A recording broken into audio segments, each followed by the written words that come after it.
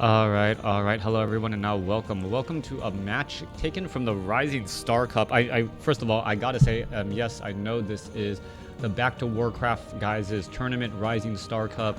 I'll try to avoid casting these particular games, but someone did tell me that this particular game was worth watching for me. But I, most respect to the Back to WarCraft guys and what they are doing in the community, keeping WarCraft alive.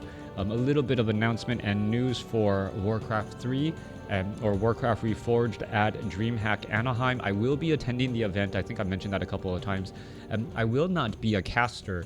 I'm not going to be a caster at that particular event. It appears that they may already have casters lined up. And because of that, I will be actually more in an admin role, taking care of the event and apparently trying to keep Hitman in his seat, trying to chase him down and make sure that he doesn't go run off somewhere.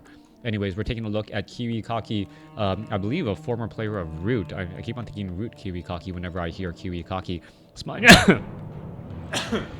Spawning as the yellow orc over here on the bottom left-hand side of the map. Meanwhile, in the blue trunks, we have, and I call him Neytpoh, spawning over here as the blue night elf on the top right.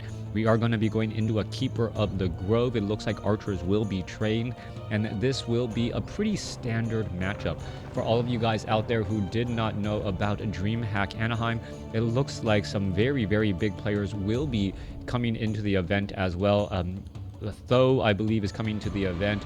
Fortitude, also known as Romantic, going to be playing as well, and that is going to be some big names. So anyone in the open seating who are trying to make their way through the tournament is going to have quite a difficult time, as we're now looking at, well, the Keeper of the Grove making their way inside here. Let's take a look. Ogre Warrior going to go ahead and get taken down.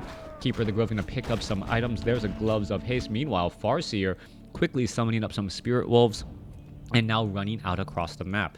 Alright, makes sense to resummon those or summon those Spirit Wolves early. If you ever wonder why, well, timed life on those Spirit Wolves is rather long. Their movement speed is still rather fast, and it allows the Farseer to regenerate a bit of mana while they're, well, trekking out across the field. And take a look at this Keeper of the Grove and Archer able to shield and push that all the way back, as the Ancient of War is now, well, rooted and going to be training up more units as well. Alright, Wolves now trying to do some damage onto those Wisps right there. Keeper of the Grove could end up, well, using a lot of that micro action, as the Wolves are just going to try and chase back and forth again. Meanwhile, Farseer down across over here. KiWiKaKi has not stolen any experience yet, but really causing a large amount of harass, getting damage onto that Archer there, as the Keeper of the Grove desperately wants to get to level 2. Alright, and could get taken down. One more shot. Let's see who gets the experience. Farseer on the board now with 20. Lower hit point Spirit Wolf trying to run away in the back. More damage onto that Keeper of the Grove, and damage is just consistently being added up right there. Archers could easily finish off that last unit there. Another Spirit Wolf getting taken down. Oh, no experience given there, as the Farseer may want to try and resummon those Spirit Wolves to remove those low hit point ones that were back off to the side. Alright, Archers with that piercing damage, 16 to 18 per shot, does a lot of damage to these poor Spirit Wolves that only have 250 hit points each, as we now look at a Wisp, well, perhaps trying to come across again. Alright, well, Night Elf is going to have no problem clearing up this creep camp, getting up to level 2, and now that Entangle is on the board, things can go from bad to worse. Getting level 2 enables, well, shutdown on that Farseer. Farseer going to perhaps trying to go after this Giant Sea Turtle. Giant Sea Turtle could get taken down very fast because of the Spirit Wolf's normal attack, and this may be able to end up stealing the item. Doesn't steal the item, but does get the experience, as we're now going to go into a surround. KiWiKaKi in trouble. Is he going to be able to break free? No. Decides to use a Scroll of Town Portal at level 1. As the Spirit Wolves are there, still harassing. Spirit Wolves may be able to get a Wisp. Oh, why didn't it try and take down that Wisp? That Wisp looked like it was about to get taken out there.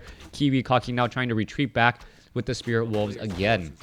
Alright, that was a free shot. That Spirit Wolf, or excuse me, that Wisp, so low on life, as we're now looking at, well, KiWiKaKi going into mass Headhunters. This was a very fast tech into tier 2, and then now followed up with Headhunters and that piercing damage. In a one-on-one fight, the Headhunters actually beat out archers. Archers generally have lower hit points, as you're going to take a look. 260 compared to the Troll Headhunters 375. And the Headhunters do a little bit more damage as well. And on top of that, the supply is the same. Both are at 2 supply, unlike, well, Riflemen, who are 3 supply. All right, Mass Hunter Mass Hunter Army versus Headhunter Army versus Archers. Damage and upgrades are going to be incredibly important as the Hunter's Hall now done. Are we getting improved bows? Yes, we are. Increase the Archer's range just a little bit more. Let's take a look. Range is going to be 550 compared to the Archer, I believe, is 500, but gets up to a nasty 700 in just a little bit of time. All right, Murloc Huntsman's all going to get finished off here. There goes another Murloc Huntsman again.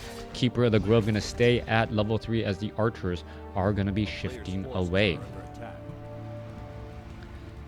Overall supply, we're looking at 35 over 40 compared to 37 over 50. Rock Golem going to get cleared out here. Alchemist is out onto the field, and that Acid Bomb coupled with the Archer's improved range, 700 range, and that negative armor really does add up. Add on top of that, if the Alchemist can just get a Ring of Protection or 2, all of a sudden the high hit points and the high armor makes that Alchemist very difficult to take out. Farseer going to get to level 3 off of this Forest Troll Trapper, as we are also looking at, well, Shaman joining in on the fight for perhaps Lightning Shield, as we also tech to tier 3. Alright, tier 3, Torian Totem now getting added in. Shaman with that Purge going to be able to perhaps shut down any of those Ents and turn them around rather fast. Ogre Lord, there's that Acid Bomb, pretty much, well, and counteracting that Devotion Aura. We are going to see a little bit of silence right there. Ogre Lord trying to end up getting taken down. Are we going to see a Chain Lightning or perhaps a Steal? There it goes. Steal from the Farseer gets the experience, as we are now going to perhaps try to focus down the last remaining units. There goes, nope. Archer does not get taken down. Archer lives to fight another day. All right, Forest Troll High Priest and the remainder of this, well, central creep camp going to be key to try and get a little bit more experience. Let's take a look. Alchemist does have the Cloak of Flames picked up off of that Ogre Lord. They're a powerful item indeed. Meanwhile, the Farseer will get to level 4 off of this creep camp, but needs to do a bit of healing of his own.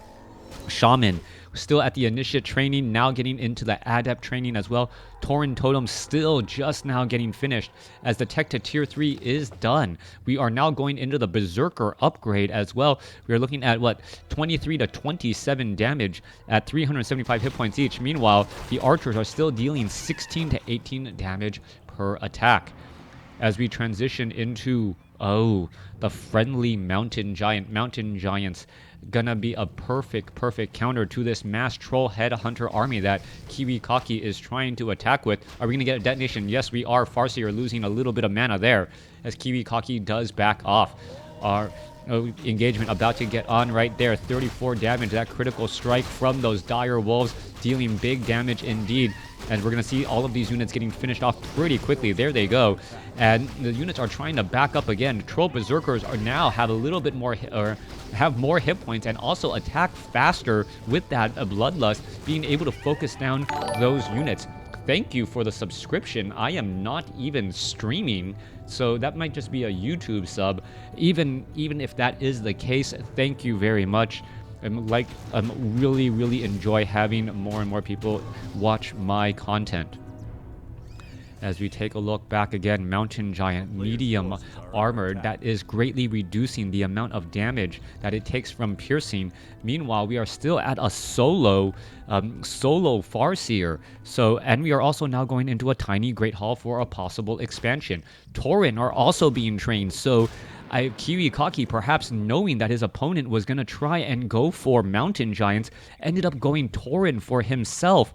And Torian, with Pulverize, is absolutely perfect, not only to deal with the Mountain Giant, but perhaps to instead go after the Archers in that back line. Red Drake about to get taken down here. Let's take a look. Also, all of these Troll Berserkers are here, ready to go. Why did that Torian double back around to the far side right there? Torian actually having Bloodlust, as the Shamans are at Mastery training. All right, Troll Berserkers, they have Berserk and Frenzy. Their attack speed is very fast. You can take a look at how fast that is and the amount of damage being done. Farseer now up to level 5, also adding in True Shot Aura for bonus damage on these units. Taurens, well, with their back facing the Fountain of Hell, is going to be able to deal quite a bit of damage while healing up the majority. Tomo Strength +2 now being picked up. Meanwhile, Mountain Giants and Archers on the opposite end. Alchemists with double potions of greater healing. What does that possibly mean? It means that this Alchemist, short of a crazy sequence of events, should not be dying in the next 10 minutes or so. Alright, expansion is now already up and running for KiWiKaKi. Coming back on the other side here, Alchemist. Well, Gauntlets of Ogre Strength, Cloak of Flames has Devotion Aura from help of that Keeper of the Grove. Level 4, level 3, going up against a solo level 5 Farseer. And this is a situation that perhaps KiWiKaKi could not have predicted. He needs to engage against his opponent in order to get more experience. Meanwhile, the Night Elf is able to continue to creep out some additional remaining creep camps, if any are left. No, not many creep camps are left at all, so the hero levels are pretty much what you see is what you get. Farseer really benefiting from that Troll Berserker, well, upgrades there. Warmill not upgrading anything that I see, still sitting at 0-1. Shadowhunter finally getting added in, and this is a question that some viewers and some players often ask me. They ask me, when should you get your second hero? And in a situation, in a games like this, getting your second hero early is often better. It's better to have a 4-3 hero or even a 4-2 hero than just a solo level 5 hero. The reason being is, well, the Shadowhunter and all heroes in general have giant targets on their back. You know that your opponent is going to be targeting those heroes explicitly since they are such a large portion of your army. If the Shadowhunter's still only at level 1, yes, it has less hit points and it also has less abilities, but the target is still fairly large to try and shut it down. We'll see how all of this unfolds here as we're taking a look. Well, free experience from Purge as the Shadowhunter gets up to 10 experience now. Farseer gonna run around the corner. Did he? Well, there's a Chain Lightning trying to finish off some units. Our damage is now getting added, and Staff of Preservation saves an Archer as the units are now chasing back once more. All right, Scroll of Speed being used there. I thought we were gonna see an Entangle. No Entangle whatsoever as the Shamans. How many Shaman are there? There are 4 Shaman in this army and 4 Taurens. All right, Taurens versus the friendly neighborhood mountain giants with, well, I guess it is a neighborhood mountain giant. If you consider the phrase, walk softly, look at that smile. He's walking softly, but he's carrying a big stick. All right, coming back around here. Taurens ready to go. I guess Torian, I guess Taurens also walk softly and carry a big stick. They are carrying a big stick as well, so I don't know.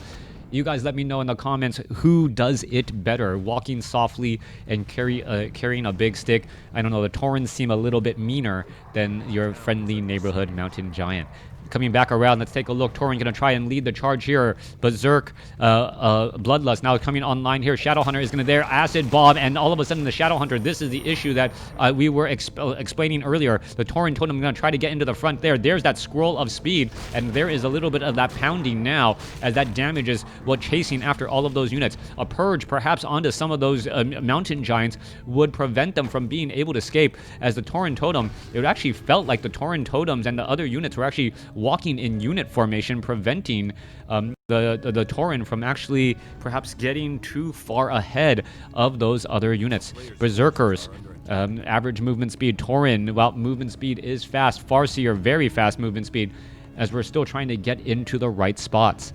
A little bit of a yin-yang maneuver right now. Both sides shifting positions to try and put pressure. We are going to have one Orc Burrow, 79 over 80 supply compared to 74 over 80. Who has more gold? KiWiKaKi has more gold right now and the larger army as the engagement is about to get underway. O2 upgrades onto the Tauren Totems and those Troll Berserkers. Damage is rather high. Tree of Life should get taken down pretty fast. There's the Acid Bomb onto KiWiKaKi's units. There's some repairs. And the Mountain Giants, 4 Mountain Giants with that siege damage. So high indeed. Scroll of Town Portal now trying to come back the other way. Where are they going to land? Is it going to be in time? No, off to the side right there as we're going to see engagement. Taurens now trying to, well, just beat down here as the Farseer is off to the side. Meanwhile, Mountain Giants are getting healed up with that healing spray. Mountain Giant is in trouble, taking a lot of damage once more. We could be looking at purges. There you go. Staff of Preservation saves one. Torian right there. All right, Torian down to 30. No, sorry, Mountain Giant. Meanwhile, one Torian does get taken out. One Staff of Preservation, however, has removed one Mountain Giant. Chain Lightning trying to finish off the remaining units as the Torian are now starting to dive back onto those archers. Those archers are going to be taking a lot of piercing damage. A Healing Wave tries to save one Torian. Not going to be enough. Healing Spray trying to save more as the Scroll of Town Portal finally goes off. 71 supply compared to 68. Night Elf losing the expansion over here on the top left. KiWiKaKi able to save it even though he had to train up a few more peons, and KiWiKaKi definitely the victor in that battle. What is the follow-up play? Moonwells are all full. I like your style. No idea what to do. KiWiKaKi saying thank you. Let's take a look at this. Multiple Mountain Giants. All of them are rather low on life, and the Healing Spray not actually healing up all of those targets there. All of these Moonwells you should actually be trying to drink from them, but no, a little bit too little too late as the daybreak is about to reach. All right, KiWiKaKi now trying to pull back here. Archers are here ready to go. And this is the downside to the Mountain Giant. The Mountain Giant has 1,600 hit points, but without an easy way to heal. Well, what are you talking about? Fountains of health are in the corners of the map. The Mountain Giants should be able to heal up very, very fast. You can take a look. Is it? Someone told me that it was percentage-based regeneration. So, yeah, it does look like the Mountain Giant is actually healing up significantly faster than, say, the Dryads and other remaining units here. Oh, trying to engage in a battle when your opponent has a Fountain of Health at the back. That is not a good idea whatsoever. Neytpoh's one lone Mountain Giant, this one Mountain Giant should not be engaging here, and KiWiKaKi is in trouble. Gonna lose a second Torian right there, and there it goes down. All right, Alchemist is sitting at level 4, and the Keeper of the Grove is sitting at level 5, but the Fountain of Health is far away from home. You cannot be sitting there hoping. Now, what can Neytpoh do? Neytpoh is, well, healing up back over here, but it will be forced to try and defend his base. Meanwhile, during this time, KiWiKaKi knows that he doesn't need to stick around in the battle to win. He has the economic advantage. And just by dealing damage without overcommitting, the game can go longer and he will come out on top. All right, it looks like the army is ready to engage back in a single file line, but KiWiKaKi did not want to overstay his welcome. Main bases, well, still have about 3.5 minutes of mining. Shamans are here ready to go. As everyone is getting in the positions, Kodo Beast also joining in on the fight, adding in even more damage on those Troll Berserkers, and bonus damage from both. Well, oh, there is Abolish Magic making short work of those Spirit Wolves. Kodo Beast now making their way back down. Can the Kodo Beast perhaps devour anything delicious? Dryad is perhaps highest on that priority. And give me 1 second, I need a pause.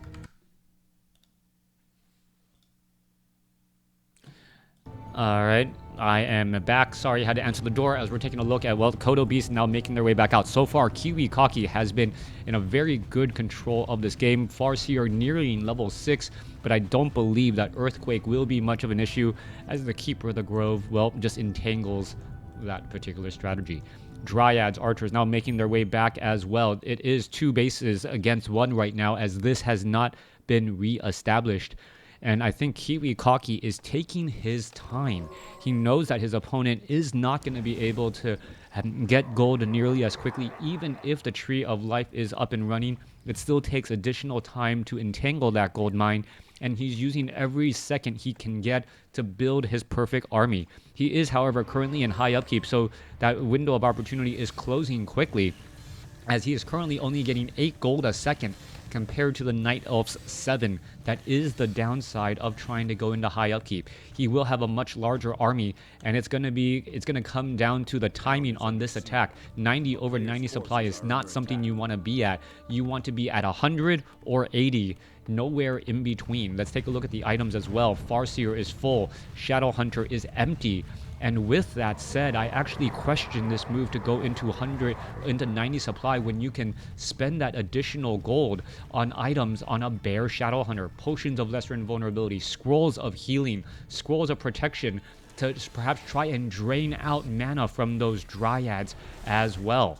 All right, we're going to be going into a battle here in just a moment. One little Ent going to get taken down here as the Farseer is about to engage. There's that scroll of healing. Shadowhunter still not holding anything. We are looking at the supply 90 over 90. And, well, he could have been gaining an additional, what is that? Instead of 8 gold a second, he could have been gaining 14 gold a second, a 6 gold per second difference if he just decided to go for items instead of an additional 2 Torian. It will be a tough call. We'll see if any Torian get caught up anywhere in the traffic of this particular battle, as a mountain giant is going to get purged or slowed down in any way. No, it is not. Damage trying to be absorbed. There's a roar going across multiple units. Wisp could or perhaps a shaman could actually be purging some of this as well, as we're looking at the one single bear. All right, Shadowhunter now sitting at 2.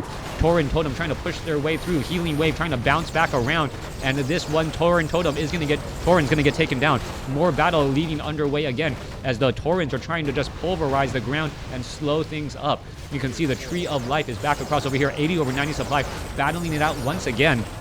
Kodo Beast unable to really push their way through, but bears are in the back line as well.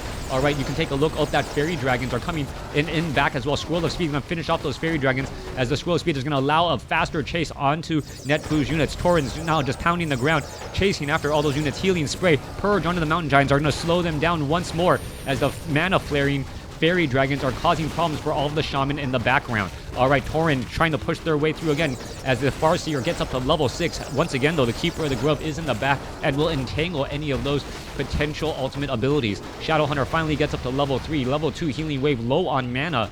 Mana potions would be very, very helpful, as we see some Tauren Totems or Taurens in the back. And as we're also looking at the Tauren just trying to pulverize the ground. Low hit point Tauren trying to head away, getting back out of the fight. Good micro by KiWiKaKi. Healing Wave bouncing back around as another Mountain Giant bites the dust. 2 very low hit point Mountain Giants. Not quite sure why he's not engaging right here, as he instead is going to go after, well, this gold mine isn't even mining anything, so it's really not that big of a priority yet. All right, let's take a look. Going back the other way, let's take a Healing Spray, now saving that Mountain Giant. Just a little bit more damage coming through. Purge onto the Kodo Beast, who could end up getting taken down. That Kodo Beast represents a lot of damage because of that Warsong drums dealing so much, or the War Drums dealing so much extra damage across multiple units here. Wisp getting purged. There's another pulverize there. Alchemist now getting up to level 5. Tree of Eternity now making its way over. 29 supply over 90, as we're going to see this Tauren, well, get purged and saved again. All right, Tree of Eternity joining in on the fight. Not perhaps the best target either, as the Dryads and Archers are shooting back once more. So many low hit point Tauren need to head back. Dude, 2 new Tauren joining back in on the fight. But I believe KiWiKaKi is going to take this, as there is pretty much no more Mountain Giants that I spot on the map. 2 Taurens, very full on life. A very low hit point Tauren could represent a lot of dead damage right there. Oh, a Healing Wave saving, as the Taurens now trying to push their way through. KiWiKaKi still in that spot right there, trying to absorb as much, trying to save that Tauren down to 318 hit points, trying to back away as the Dryads and Archers are still poking their way through those Shaman. Taurens now chasing back, going again, as this Tree of Eternity could get taken down. Meanwhile, Wisp are finally jumping inside that entangled gold mine, as the Tree of Eternity is about to be lost. Archers, Dryads going to continue to poke their way through. There goes some Shamans, as the Tauren is trying to eat its way through this forest, but gets taken out. Farseer sitting at level 6. I believe the Shadowhunter sitting at level 3, still just shy of level 4. As we're going to be looking at some more units getting backed out again. Tree of Life could get taken down very, very quickly. It will give level 4 to the Shadowhunter, introducing an additional Healing Wave, but however, Mass Purge preventing much of that from going down. Let's see, level 4 on the Shadowhunter. Is it going to be able to finish off anything else new? Tranquility, it could be online for the Keeper of the Grove, but it is now just simply, well, surrounded by units. Archers need to be there as well. Where is the Tranquility? Oh, a Hex onto the Keeper of the Grove, and no Tranquility. There it is. Staff of Preservation saves, but it cancels the Keeper of the Grove's Tranquility, as the units are now trying to back away again. Tauren chasing after all of those units, and it looks like KiWiKaKi says, I don't need to chase. I'm doing this walk of shame, getting extra gold. I still have a gold mine. What are you going to do, Night Elf? Units are now walking their way back here. Some Shamans could get lost. Alchemist is coming back stronger and better than ever because of those Moonwells. Taurens are now trying to chase back down. Cloak of Flames causing major damage, or some damage across all of these Taurens here. As you see, the units are now trying to back up again. Keeper of the Grove, well, really diving in a bit too far, finishes off one Shaman and throws up the GG. Thanks for watching. Thanks for listening. Hope you guys enjoyed it.